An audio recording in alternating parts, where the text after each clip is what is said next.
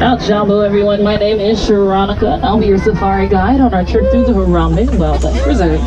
If you look above your heads, you will notice that animal spotting guide. Now, there are plenty of animals up there. Some we may see, some we may not, due to migratory patterns, but we usually have some pretty good luck.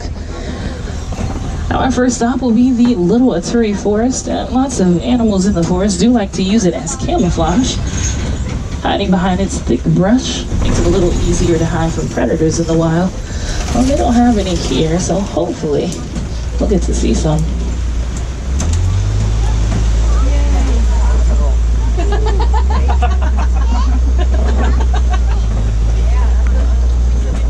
Now, if you look over to the right-hand side, you can kind of see it's back there by the fence, next to the bamboo in the tree. It's kind of eating right there. You can see the head of the okapi. It's kind of moving around. It's all the way in the back though.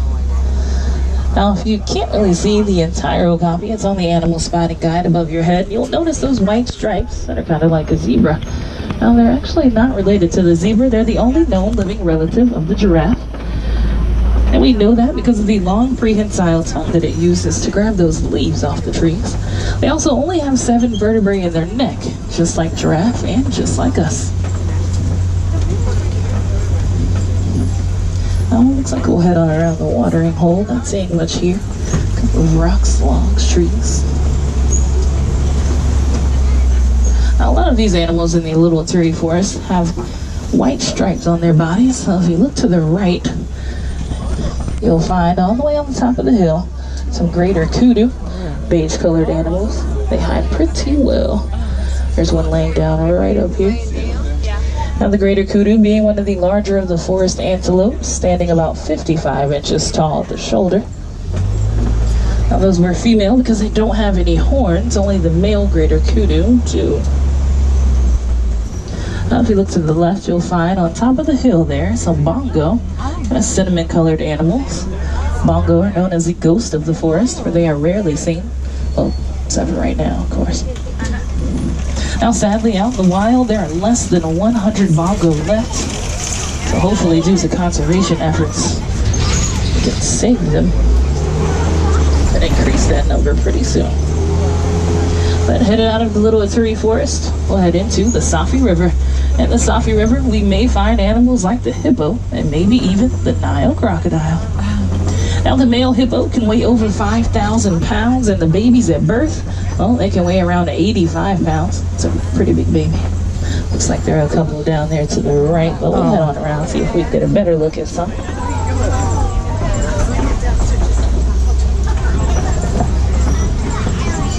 I have a feeling there are more to the left.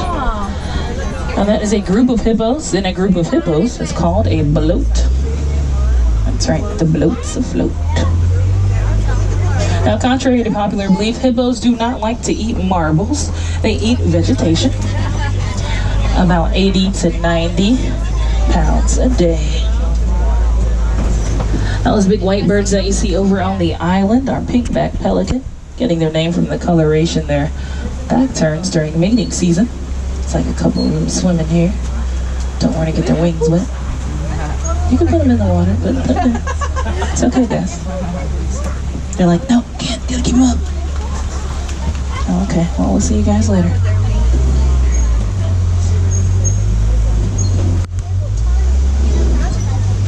I'll head on around here. Looks like a couple of vultures around. You'll also look to the left, you'll find water. But also some Nile crocodile. Most of them are in the water today. Now, make sure you please remain seated, especially on this bridge. It's a little iffy. Kind of old.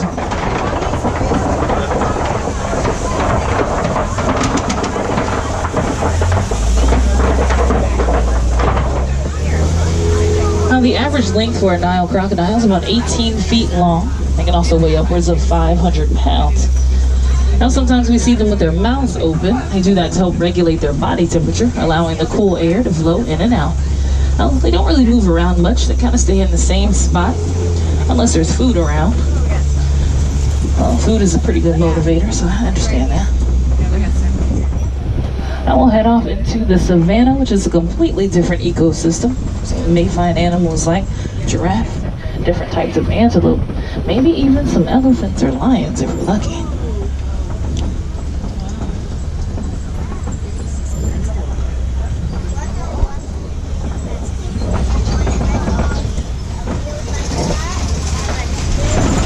Looks like I've already spotted the tallest animal in the world, hanging out in the trees off in the distance. They play a pretty good game of hide and seek most days, but they're tall enough we can still see them. Now, if you look over the savannah, you'll notice there's actually like a tree line underneath the trees. That is where the tallest giraffe can reach. That's where they've groomed and eaten the leaves off of the trees. So you can kind of gauge how tall 18 to 20 feet tall is.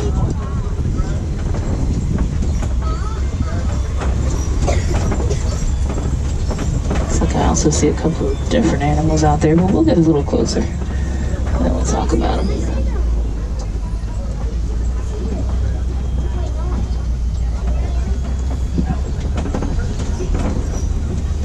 Now if you notice wrapped around the trees, there's kind of a mesh.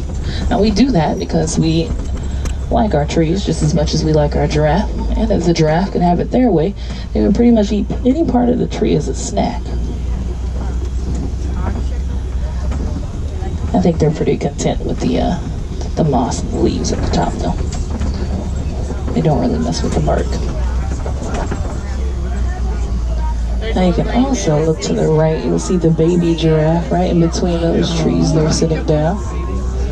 Born here not too long ago. It's about a couple of months old. Now when baby giraffes are born, they can come out weighing around 150 pounds, standing about 6 feet tall.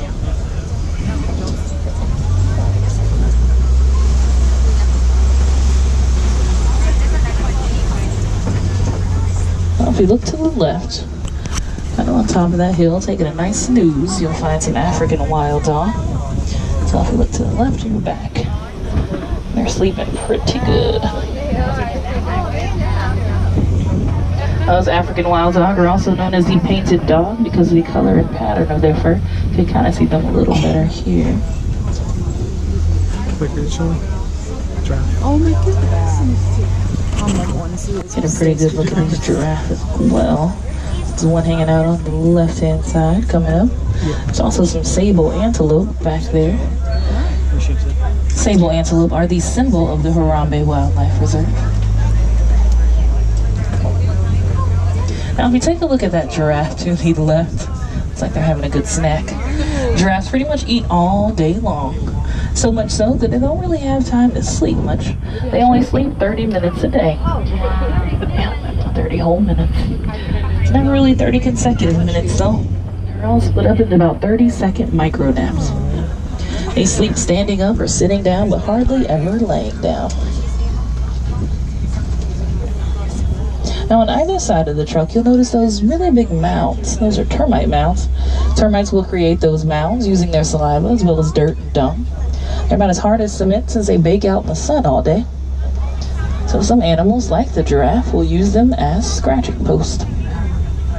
Now, an average height for a giraffe is about 18 to 20 feet tall. A termite mound can get to be a giraffe and a half. So pretty tall.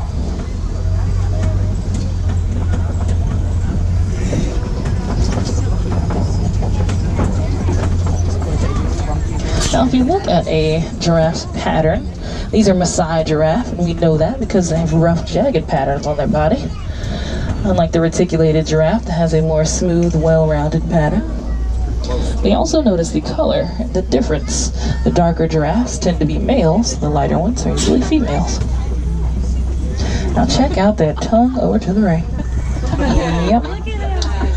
And to answer your question, yes, they can pick their nose and lick their eyeballs and clean out their ears. All the good stuff. I know you're wondering, I know. You can kind of see the baby a little bit better over to the right there between those trees.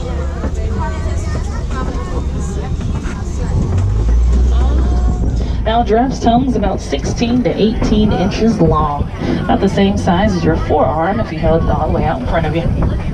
It's a dark purple as well, and that helps it from getting sunburned since it's out so much.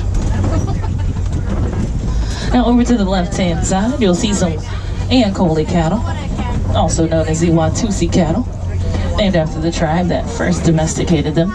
If you look at that brown one in the back, that is a male, and you can tell the difference in size between him and the females. Weighs around 2,000 pounds. It's pretty strong as well. He has muscles in his tail. You're doing a great job. Now if you look over to the right-hand side, off in the distance, you'll see, kind of looks like s'mores on legs. Got the graham cracker top, chocolate middle, marshmallow bottom. Those are springbok. Springbok can spring into the air about 6 to 8 feet, 13 feet forward. Usually do that whenever they're frightened or excited. It's kind of hard to tell which one's which though. Can't really ask. Now if you look off in the distance to the right, on top of that hill, you'll find some white bearded wildebeest. Those densely packed herd next to humans can migrate in numbers of 1.5 million at a time. Also get a better look at some of those giraffe there. Man, I hope you get it, whatever you're trying to get when you're done. That looks intense. Now that is a group of giraffe, and a group of giraffe is called a tower.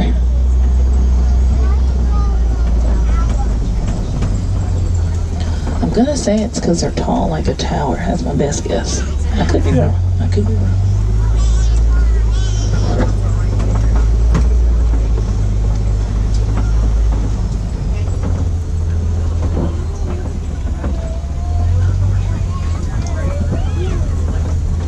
Couple more of them hanging out over there. Now it's also pretty cool to see how a giraffe drinks water. They'll kind of spread their front legs apart and bend their necks all the way down. Stay down there for about a second, then kind of lap it up like a dog really quick. It's pretty cool to see them. Now that broken in half tree there could be a good indication we're about to head into elephant country, so hopefully we get pretty lucky. We'll see what we can find.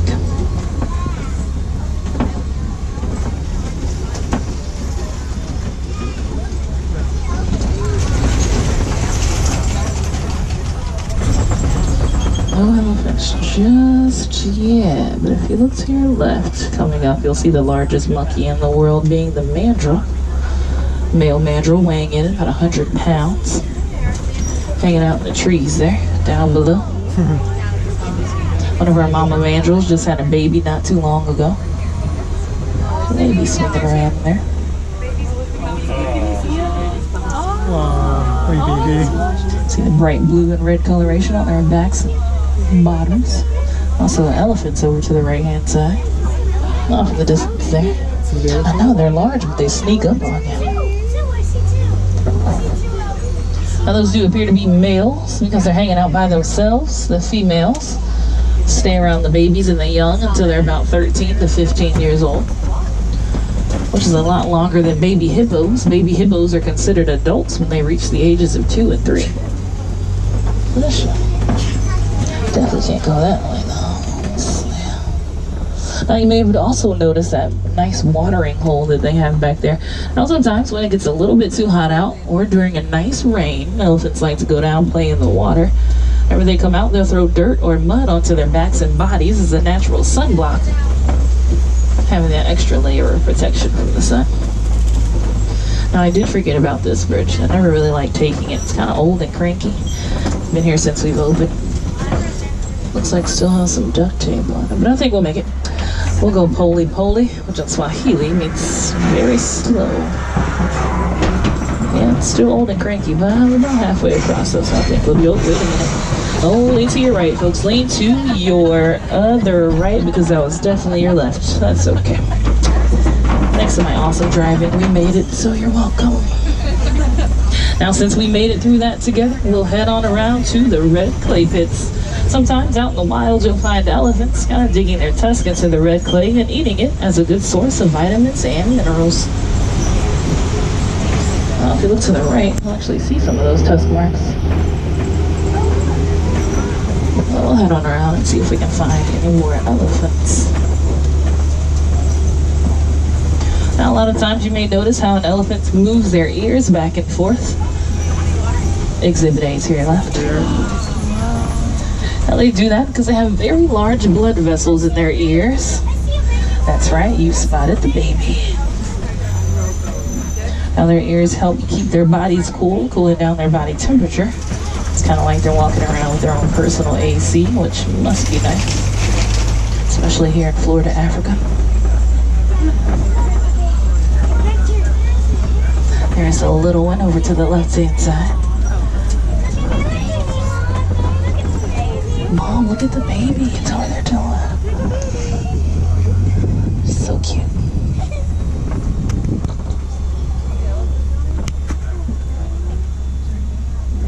Now it's pretty cool to see how an elephant uses their trunks, kind of like we use our hands, or a really big straw with a little extra flavor. Now during the day, a baby elephant will hang out with mom or aunt or cousin. Doesn't necessarily have to hang out with mom all day, but at night, they definitely go back home to mom. Hang out with her for the rest of the night. They get to play in the morning. Now that very large tree that you see there is a baobab tree, also known as the upside down tree or the tree of life. They remain leafless about 9 months out of the year. They do that to conserve water in their trunks, which definitely comes in handy if there's a drought. Sometimes you'll find elephants poking holes in them and drinking the water right out of them. Now over to the left, you'll find some greater flamingo. They are the lightest of the pink flamingos, getting their coloration from the brine shrimp that they eat. Now a tiny island in the middle of the flamingos, that's actually a hidden Mickey. Well, now it's not so hidden Mickey, so I kind of just told you about it, but you know, don't tell anybody. Now a lot of people think that a group of flamingos is called a flock because they're birds, but they're a little fancier than that. They're called the flamboyants. Can't make this stuff up.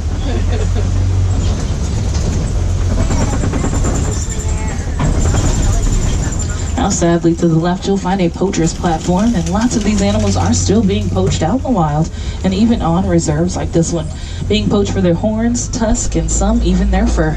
Now because of that, their main threats are usually habitat loss and humans. It also means that we can be the ones to help make the difference. By doing things like donating to Disney Conservation Fund and other local projects like it, we can save animals like the white rhino you see to your right for generations to come. Now those white rhino are slightly larger than black rhino, weighing in about 4,000 to 5,000 pounds. They can also charge at speeds of 35 miles per hour, but they too can gallop like a horse.